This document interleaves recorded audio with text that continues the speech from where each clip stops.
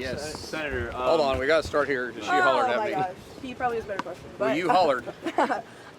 if this shutdown surpasses the record for longest shutdown in history, is it time for senators to start staying here over the weekend? What message does that send? Well, I don't.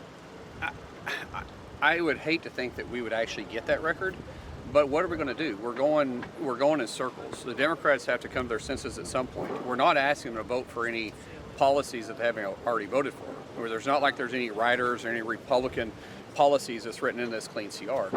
But you can't negotiate with someone that is more concerned about their primary than they are about reopening the government. And we all know that's what this is about. You guys saw the article on the Hill today where the Senate Democrats said that after the No Kings rally, they're in a worse position because they feel like their neck's in a guillotine.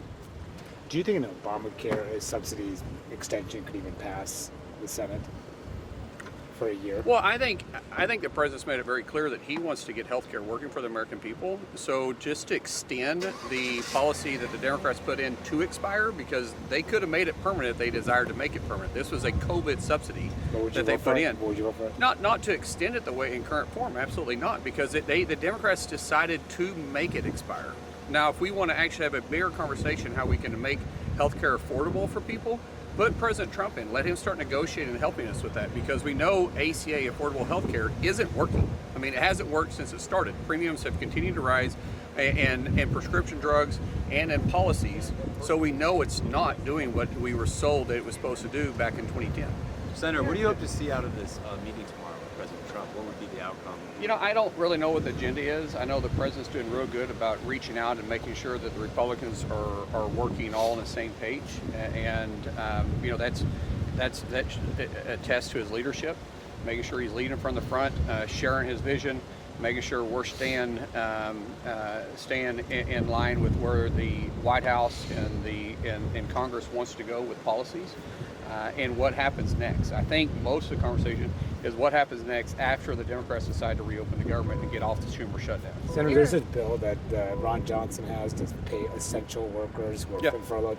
What about all federal workers? Should they be paid since they've been? Well, I think essential is where we're at right now. There's a push for get all of them. Well, we could get them. Democrats want to do all of them. We could do. They could do all of them. That'd be great. Do all of them. Reopen the government.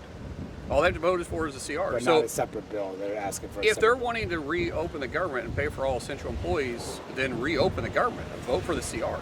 That's really simple. That you need to ask them if they're open for paying all federal workers. Then why don't they just reopen the government? What else is really left if they're not fighting to what? They're trying to keep the EPA closed at that point then? Because they want to keep the EPA programs going.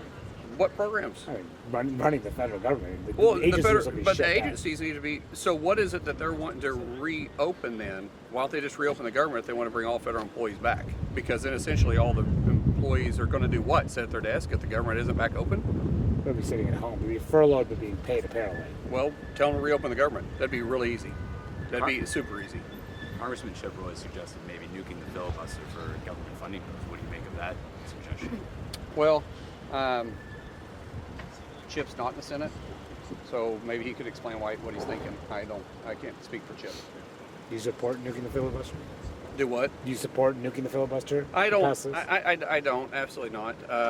If we want to do something very extremely limited, just in case we do shut down to avoid shutdowns in the future, I may consider that. But to nuke, go nuclear on nuclear in the filibuster, we all know that the Senate goes back and forth, and it works in our favor when we're in the minority. And I would hope that it stays around, because otherwise we lose what this body has done in the past, and it's to slow down the progress of or the overreaching part of the government sometimes when you have different parties in place.